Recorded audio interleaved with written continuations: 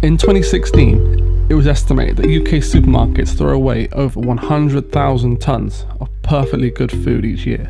And to tackle that, at the end of 2017, Tesco announced they'd agreed a deal to donate all the unsold food from its stores to charity. Tesco's food collection is something that Tesco's launched last year. It's something where we would scan the food through at the end of the night, the stuff that's going out of date. What we would do is donate it to the local charities and young schools, which then they would pick up the next day.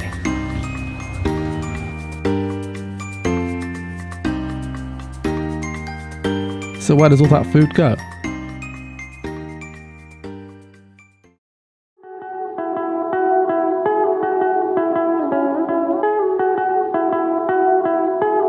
Tesco's let Food Cloud, because we work with FareShare, who use a system called Food Cloud, and the supermarkets let FareShare know if they've got any food for that night. They then text me, say, yes, we've got food available at all the different stores, do we want it? And I text back and say, yes please. So then we just go and collect the van, we take it to the stores, pick up whatever they've got. If we're coming back here to King's, we just come back, sort it, make sure that all the food is good quality, nothing past its use by date.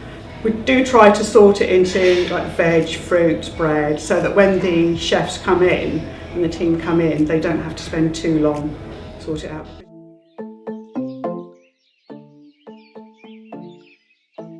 The Food Cycle is basically, it's a charity where we get donated food from various supermarkets and we cook it up into a meal. We can feed anything up to 50 people while we're doing that. Most of it's vegetarian, but they do normally do a soup and they do a main course and they do a dessert.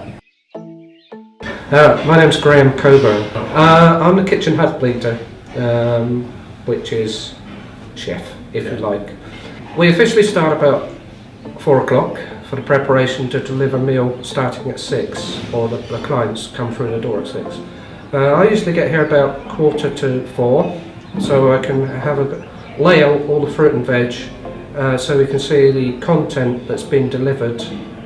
Then it's a case of getting the peeling, chopping, the vegetable preparation done as quickly as possible. A favourite of ours and one that I do is the potato wedges. So we just use clean potatoes, we don't bother peeling them, and we slice them into wedges and then coat them with oil and a little bit of spicy potato wedges. That's a favourite. We quite often do a stir-fry vegetable with green veg.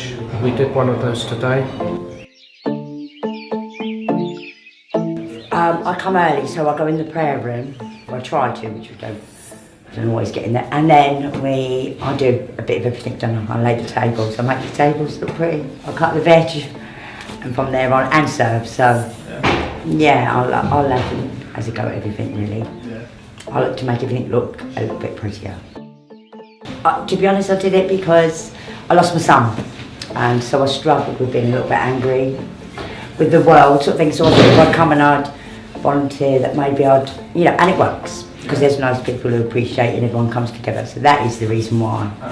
He was out partying, he was doing something, he was 20, So it's took years, it's only just been recently I found out what it's about, so it's took 3.5 years, It's quite hard, so that's why I come here to seek a bit of, and it works, they're quite, because I moan a lot and I've got other children.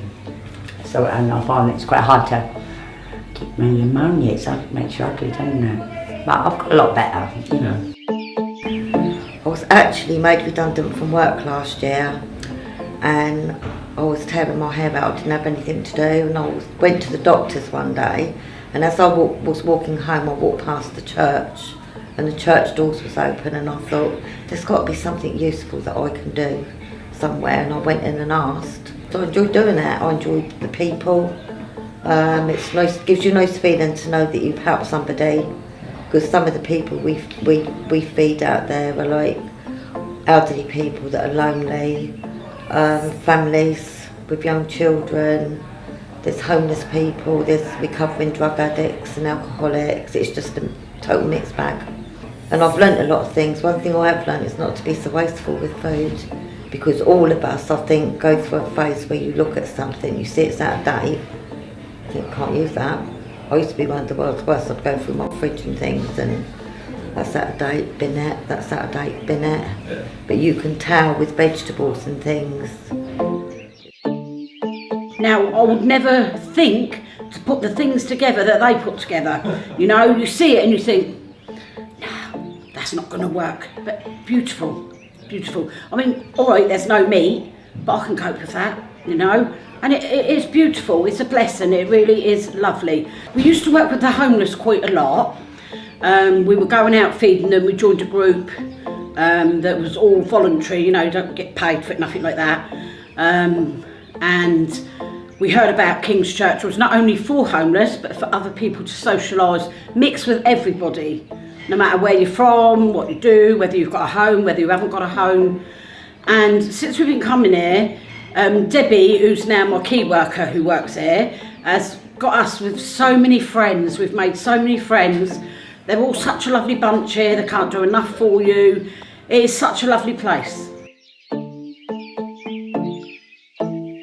Peter John Whittaker, PJ there, everybody calls me PJ. Food is wonderful. I'm a vegetarian anyway.